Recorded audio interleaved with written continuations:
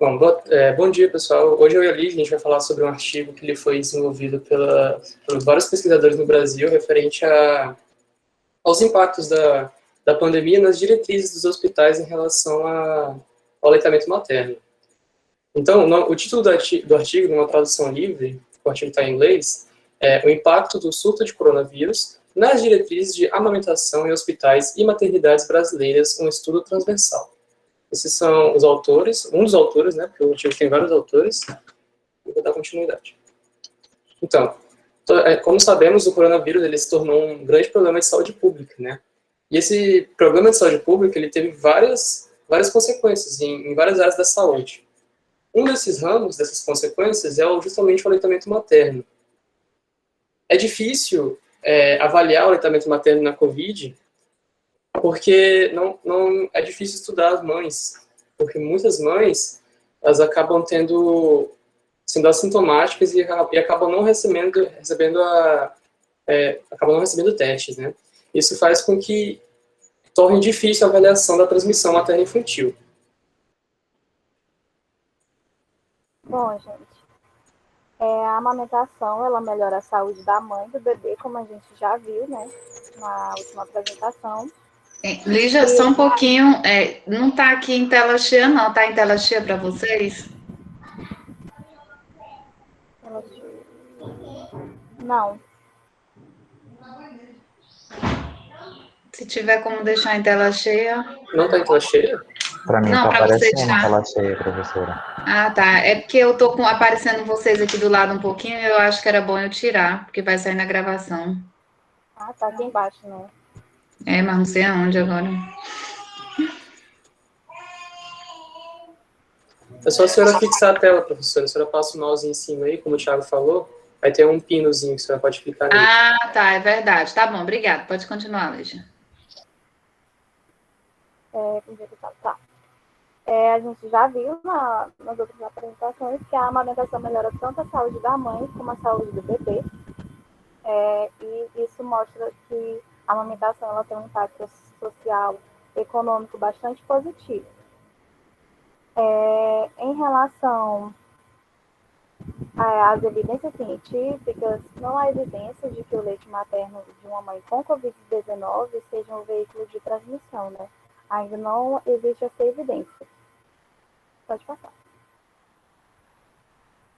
Enquanto as diretrizes elas recomendam uma organização hospitalar complexa, com medidas de controle de infecção para os neonatos durante a amamentação, todas aquelas medidas que a gente já viu naquele outro artigo, né? Todos aqueles cuidados que devem ser tomados para realmente tentar fazer o controle dessa infecção. No entanto, o artigo traz que existem poucas referências sobre a promoção e o apoio a essa prática, né? A prática de amamentação durante o período de pandemia. No início da pandemia, não se tinha a informação de como manter as práticas de apoio à amamentação. Pode passar. Portanto, né, o artigo traz que o Brasil ele tem, sim, políticas robustas para promover essas práticas de incentivo, mas, né, com essa pandemia, existe uma diversidade de recomendações e os hospitais brasileiros, eles ficaram meio que não tiveram tempo de se preparar para manter essas práticas de apoio à amamentação. Então, o estudo ele tem como objetivo analisar como os hospitais e as maternidades brasileiras promovem e apoiam o aleitamento materno para mães com suspeita ou diagnóstico de Covid-19. Pode passar. Então, a metodologia, como o estudo aconteceu, né? O tipo de pesquisa escolhido foi um estudo multicêntrico prospectivo, ou seja, é um estudo que tem vários centros ao redor do país, vários participantes, e ele é um estudo prospectivo, que é um estudo que acontece a partir de um determinado tempo até o futuro. Os pesquisadores analisam a partir de um tempo para o futuro. Os participantes do projeto, do estudo, foram convidados 30 hospitais ou centros relacionados à pesquisa e a educação em cuidados pediátricos de diferentes regiões do país. Então, eles pegaram 30 hospitais e convidaram esses 30 hospitais para participar da pesquisa. O desenvolvimento de questionário, coleta e análise de dados. Então, foi elaborado um questionário estruturado baseado nas diretrizes do Baby Friendly Hospital Initiative e da Lei Federal número 11.108, 7 de abril de 2005. Essas diretrizes do Baby Friendly Hospital, elas são referentes à proteção e o incentivo do aleitamento materno, que são leis, é uma iniciativa da Organização Mundial da Saúde. E essa Lei Federal número 11.108 é uma lei que garante às mães a presença de um acompanhante durante as fases do parto. Então, esse questionário ele foi enviado a esses 30 hospitais no período de 1 de março até 25 de julho de 2020. As medidas que foram escolhidas, foram escolhidas diversas variáveis para investigar até que ponto os hospitais estudados recomendaram as medidas de apoio à amamentação, né, nas diretrizes internas durante a pandemia. Então, eles fizeram um questionário com várias variáveis para saber até que ponto os hospitais estão apoiando o aleitamento materno nas suas diretrizes internas. Então, foi avaliar as recomendações tanto na sala de parto, quanto no alojamento conjunto, quanto no ambiente doméstico. As frequências das variáveis, né, foram registradas considerando medidas de recomendação e suporte ao aleitamento materno. Se elas estavam na diretriz dos hospitais, né, sim, ou não estavam, como não. Então, vocês vão entender melhor depois quando eu mostrar as tabelas. Eles pegaram essas variáveis e mandaram, e se estava presente nas diretrizes internas dos hospitais, a resposta era sim, e se não, a resposta era não. E eles analisaram as frequências disso. Também foram selecionadas variáveis para cada uma das 3 condições, como eu falei, a sala de parto, alojamento conjunto e ambiente doméstico.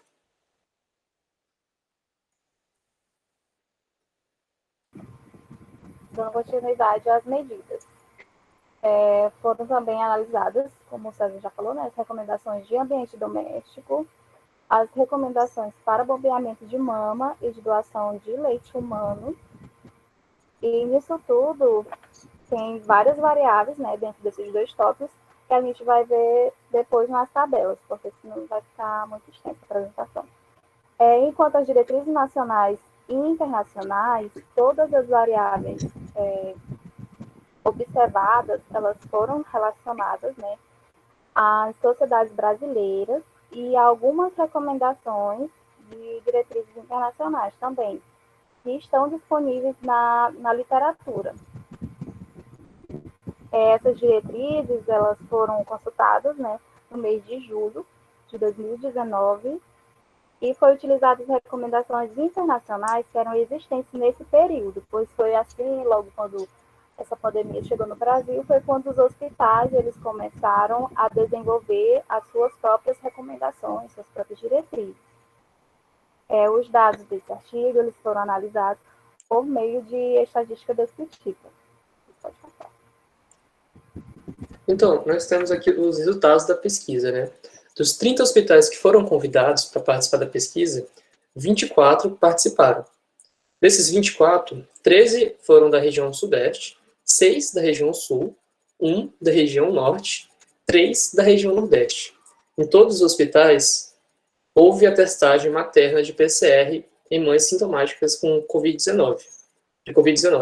E 18 dos 24 hospitais, 75%, realizaram esses testes em recém-nascidos. Então, aqui nós temos os resultados da tabela que eu havia mencionado da sala de parto. Essa tabela ela funciona da seguinte maneira. Nós temos aqui a recomendação, nós temos os 24 hospitais, as respostas das diretrizes internas dele, se está presente ou se não está presente, sendo esse RA uma medida que se refere que a variável está presente lá no diretriz interna do hospital. No entanto, o RA significa que há uma recomendação contra essa atitude. O NR significa que essa variável não está presente, não se encontra nas diretrizes internas do hospital. Aqui na direita, no terceiro tópico, nós temos as recomendações, tanto na literatura internacional e brasileira. Então, na sala de parto, nós temos a primeira variável aqui, que é o contato pele a pele da mãe e bebê na sala de parto. Nesse contato pele a pele na sala de parto, somente 5 dos 24 hospitais possuíam, nas suas diretrizes internas, a resposta recomendando isso, que é cerca de 20%, enquanto 19 expressivamente recomendavam contra. Havia na diretriz dos hospitais internos recomendação contra essa atitude em 19 hospitais, cerca de 80%. E aqui, só para exemplificar, eu não vou focar muito nas literaturas, mas, por exemplo, a Organização Mundial da Saúde, a Unicef, o Colégio Real de Obstetrícia e Ginecologia permitem, a Sociedade Brasileira de Pediatria não recomenda, e a Academia Médica de Aleitamento e o Centro de Controle de Doenças, Centro de Controle e Prevenção de Doenças, que é o Centro de Controle de Doenças dos Estados Unidos, sugerem separação. Então a gente vê que até os órgãos, né, a literatura se diverge. Nós temos também que o aleitamento da sala de parto na primeira hora, somente 3 hospitais dos 24 possuíam a resposta recomendando nas suas diretrizes internas, enquanto 21 eram contra. O acompanhante na sala de parto ficou dividido, cerca de metade era a favor e metade recomendavam contra. Aqui é interessante, ó, a distribuição de equipamentos de proteção para a mãe, como máscara, por exemplo.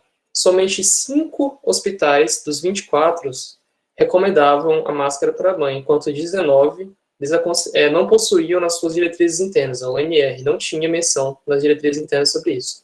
E o banho neonatal, dos 24 hospitais, 11 recomendavam o banho neonatal, enquanto 13 não possuíam menção nas diretrizes internas. Só vou voltar aqui, só para dar uma rápida passada aqui, ó. Aleitamento materno na sala de parto, essas sociedades aqui, que eu não especificam, certo? A Sociedade Real de Obstetrícia e Ginecologia, ela considera a escolha da mãe. A Organização Mundial da Saúde e a Unicef permitem.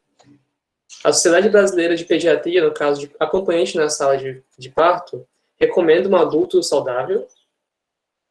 A Sociedade Real de Obstetrícia e Ginecologia recomenda que, para a saúde da mãe, o CDC, que é os controles de doenças dos Estados Unidos, sugere um acompanhante virtual, enquanto essas sociedades aqui, elas não especificam. Quanto à proteção pessoal para a mãe, enquanto todas as diretrizes internacionais da literatura recomendam, apenas 5 hospitais possuem nas suas diretrizes internas a resposta que recomendam. Enquanto ao banho neonatal, a Sociedade Brasileira de Pediatria recomenda uma rotina de banho individualizado, enquanto essas outras sociedades não especificam. Agora, seguindo para o alojamento conjunto, que é após o parto, né, aquela sala onde geralmente é comum que a família conheça o bebê. A decisão compartilhada em relação ao aleitamento materno, ele estava presente na maioria dos hospitais, 75%, e não possuía nas suas diretrizes internas menção em 6 hospitais. Essas sociedades aqui, eu não vou ficar repetindo os nomes dela, porque eu acho que vai consumir mais tempo, mas acho que já dá para entender quais sociedades são. Essas sociedades aqui, elas encorajam a decisão compartilhada. A Organização Mundial da Saúde sugere o diálogo, mas reforça a necessidade de conversar sobre os benefícios do aleitamento. Essas outras sociedades aqui, elas não especificam. Aleitamento sob demanda, né? A maioria dos hospitais, quase todos, possuíam a recomendação nas suas diretrizes internas, enquanto um não especificava. E nenhuma das diretrizes especificavam, da literatura internacional. Uma sala individual para a díade, sendo a díade, a mãe e o bebê. 15 dos hospitais possuíam recomendação nas diretrizes internas, enquanto 9 não possuíam especificação.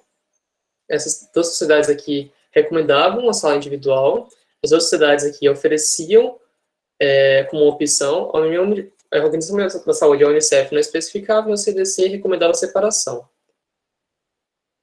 A separação da díade, né? Como falei, a díade é a mãe e a criança. Apenas um dos hospitais recomendavam a separação e 23 hospitais aconselhavam contra a separação. da mãe e do bebê. E a Unicef, o RECOG e a Organização da Saúde não recomendavam, o CDC recomendava.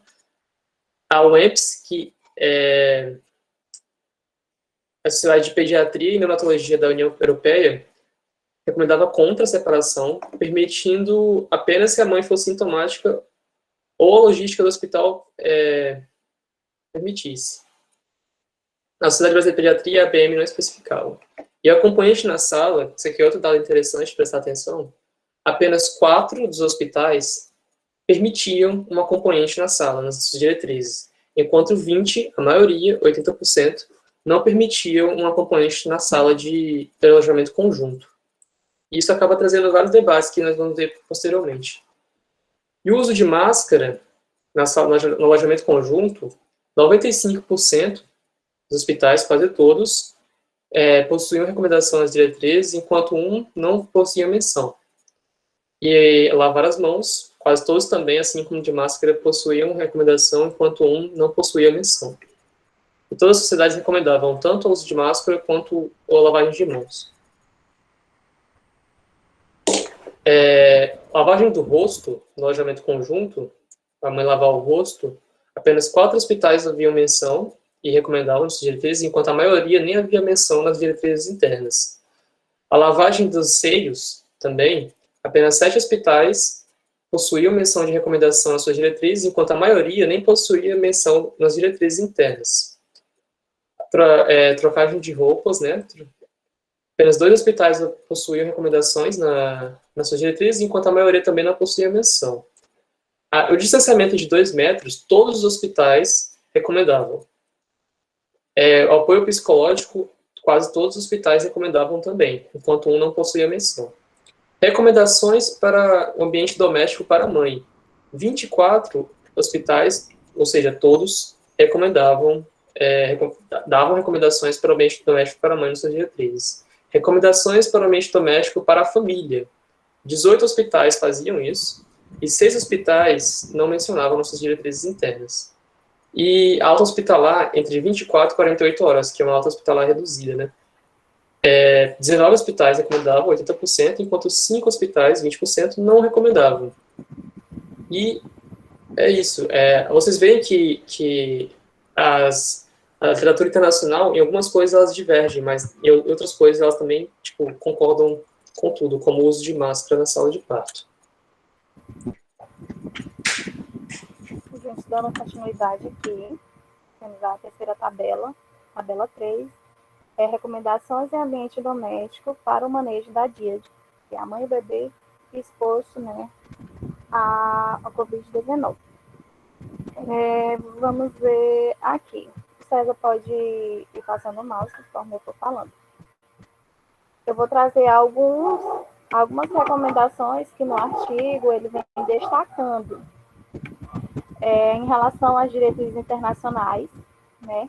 Elas não detalham especificamente essas recomendações no ambiente doméstico, mas todos os hospitais que foram avaliados nesse estudo, eles recomendam, né, gente, a manutenção da amamentação. E como a gente pode ver aqui, o distanciamento de pelo menos 2 metros,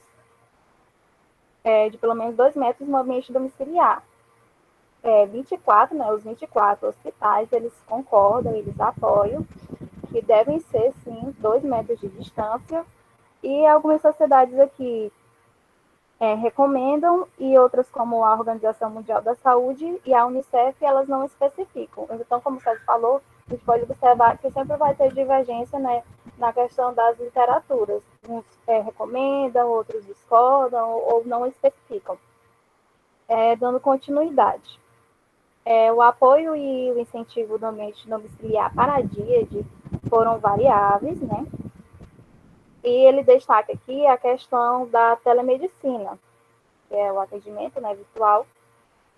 E 11, né, dos 24 hospitais, eles recomendavam. Ficou meio que empate, né? E 13 não recomendavam. Aqui, como a gente pode ver na tabela. Outro dado que o artigo destaca é a questão da triagem neonatal antes da alta do bebê. Essa triagem neonatal, gente, ela foi oferecida 45,8%, ou seja, quase que a metade dos centros ofereciam essa triagem. E 50,1% não houve restrição dessa recomendação, né? 13 não teve. Eu estava dando uma lida que vi um artigo que o teste do pezinho, né, ele, devido a essa pandemia, ele pode estar sendo realizado na maternidade, assim, após as 48 horas do nascimento do bebê, isso para evitar da mãe estar retornando, né, pode estar sendo feita entre o terceiro e o quinto dia também, para evitar da mãe estar retornando à unidade, então indo ao UBS, e estar se expondo, né, a um risco de ser infectada. Então, gente, outro dado que ele foca também, porque tem muitas variáveis aqui nessa tabela, como a gente pode observar, mas o outro dado que ele aborda bem é a questão das visitas domiciliares. Elas foram realizadas apenas em 16,6% dos centros. Aí, esse lado a gente vai ver na discussão logo a mais que ele vai especificar. Pode passar, Zé. Enquanto a tabela 4, ela vem trazendo os dados sobre as recomendações sobre a amamentação e o manuseio do leite humano para a díade, né, mãe e o bebê. Vamos ver os dados que eles destacam nessa tabela. Essa tabela mostra que a extração mamária ela foi permitida, né, em 87,5% dos hospitais, aqui é onde tem leite materno fresco. E essa oferta desse leite materno fresco para o neonato, ela também teve uma porcentagem de 87,5%. Só que, no entanto, o artigo até traz lá na metodologia que a questão da via de alimentação, que é através de uma sondinha, que uma sonda conectada ao mamilo, aí tem um recipiente com leite, que é quando a mãe não está conseguindo amamentar, não está conseguindo produzir leite, o bebê ele vai tanto sugar o mamilo, quanto sugar a sonda. Isso vai estimular a produção de leite, porque a sonda ela vai estar conectada a um recipiente que contém leite. Só que nesse artigo aqui, ele traz, né, que essa prática não era recomendada em 95,5% por via de alimentação, né? E a doação de leite, como a gente sabe, ela é amplamente proibida em 95,8%. Mesmo que não se tenha evidências que o vírus seja transmitido através do leite materno, essa prática ela é proibida nas mães que possam estar expostas ou que realmente estejam com o diagnóstico confirmado. Já pode. Aí ele traz outros dados aqui, mas ele não, os resultados ele não aborda, não foram tão relevantes. Pode passar. Então, a discussão que os pesquisadores levantaram foi a seguinte: apesar da importância do aleitamento materno, a gente conseguiu ver que as diretrizes avaliadas não garantem nem protegem as práticas do aleitamento materno. Como a Lígia falou, parece ter uma preocupação maior com a transmissão do que com o suporte e o apoio ao aleitamento materno em si. Então, as recomendações diretrizes são restritivas e falham em reconhecer a importância do aleitamento materno.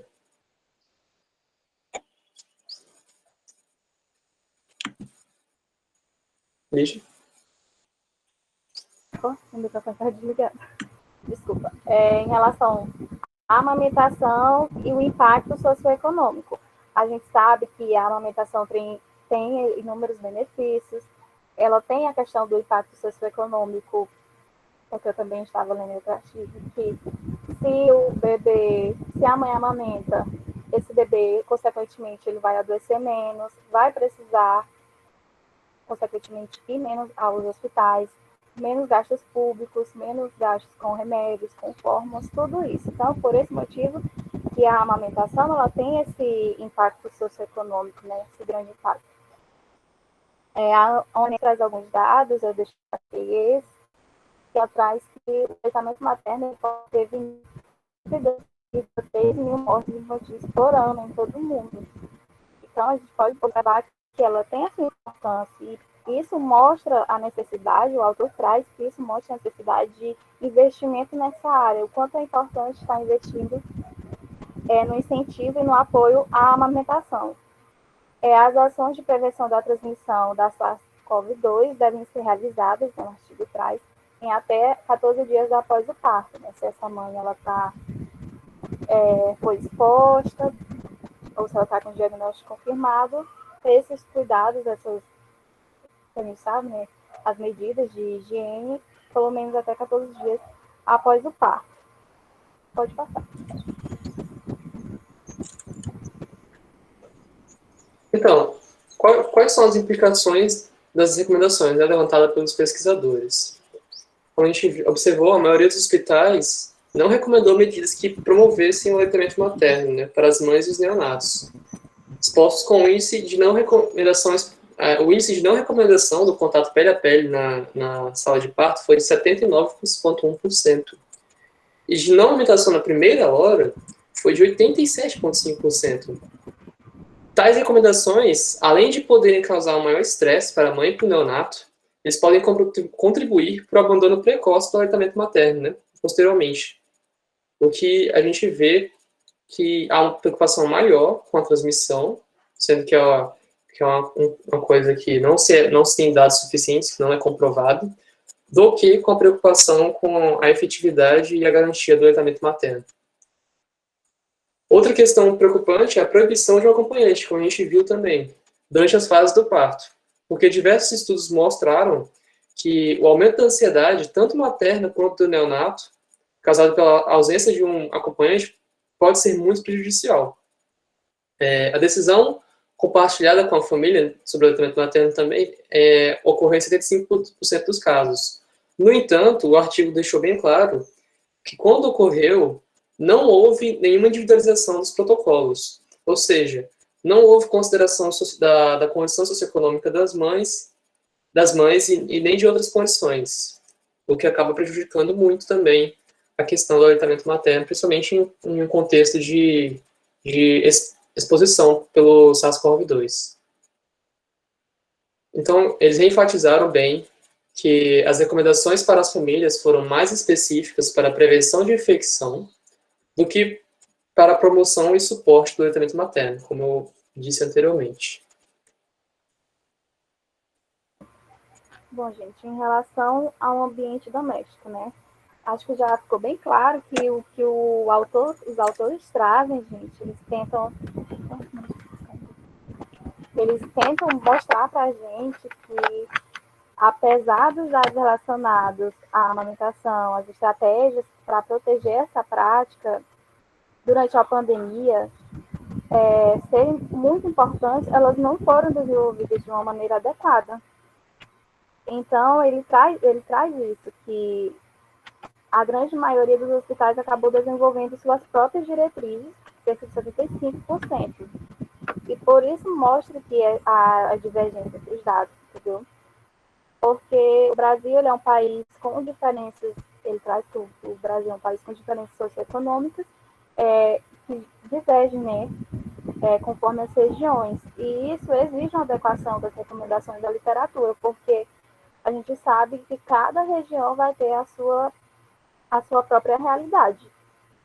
Em relação aqui ao ambiente doméstico, as orientações, a gente pode constatar que as orientações são padronizadas, todas permitem a amamentação com as medidas de higiene que a gente sabe. Em relação à questão da prescrição de fórmulas e orientações para cuidados neonatais, elas foram realizadas em aproximadamente 20% dos hospitais que foram avaliados. E isso, gente, pode levar, a gente sabe, né, que essa questão dessa prescrição de fórmulas podem estar levando ao desmame, à falta de vínculo entre a mãe e o bebê. E em relação à separação entre os irmãos, foi observado em 62,5% dos serviços recomendando essa separação, que as crianças sejam separadas tanto da mãe quanto do bebê, do recém-nascido. E mostra que a situação ela não ela não seria possível em famílias que têm uma menor condição socioeconômica ou então apresentam uma vulnerabilidade social. Isso não seria possível. Isso poderia causar estresse na mãe, causar ansiedade em relação devido a essa separação, né? Porque ela, no caso, ela ficaria apenas com o seu recém-nascido e os demais filhos ficariam separados. Em relação à falta de recomendações de suporte domiciliar, que eu falei que ele iria abordar depois, ele até ressalta o dado que foi apenas 16,6% dos serviços. Isso mostra que há uma dificuldade, né, do apoio do serviço de atenção básica a essa mãe, porque apenas 16,6% foram realizados. E a questão da telemedicina também foi utilizada por 45,8%. Isso mostra que isso é preocupante, o artigo traz que isso é preocupante, porque essa medida seria fundamental para promover o aleitamento materno, a questão da visita domiciliar, né, dos profissionais. Pode passar. Em relação à extração da mama e doação do leite humano. Ele ressalta o dado que a ordem ambiente hospitalar foi de 87,5%, um valor, né, considerável, próximo de 100%. A maioria dos hospitais recomendavam que o leite materno ele fosse oferecido ao recém-nascido, preferencialmente por copo, um dado já falado nos resultados, mas que ele vem destacando aqui na discussão. Outra coisa, gente, que a questão da doação, ele aborda aqui que essas mães foram estimuladas, né, a doar, mesmo que naquele momento elas não pudessem, né, porque elas estavam isoladas ou estavam infectadas. Mas futuramente elas foram estimuladas a serem doadoras. Pode passar. Só um momento aqui, antes do César trazer as conclusões. Ele, ainda na discussão, ele fala que o artigo ele tem algumas limitações, porque são apenas alguns hospitais brasileiros, e são os mais importantes, e isso talvez não represente a realidade brasileira em sua totalidade. E mostra que a principal questão é que se tem uma falta de conhecimento sobre a alimentação muito grande e significativa. Já, pode continuar.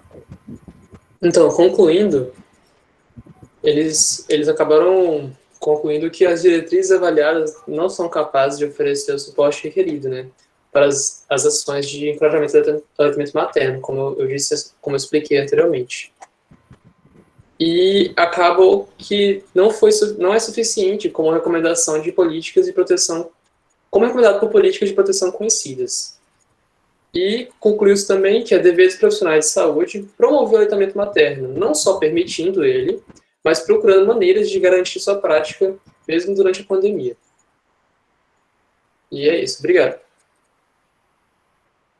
É isso. Obrigada, gente.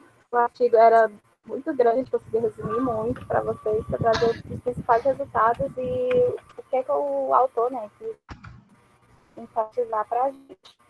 Tanto que ele fala que tem essas discordâncias nas diretrizes, e ele fala até que eles vão elaborar um outro artigo, eu não sei se já chegou a ser publicado, e que eles vão abranger mais a questão da amamentação, ver a questão dos impactos na saúde mental e outras variáveis. Isso aí. Realizando esse estudo.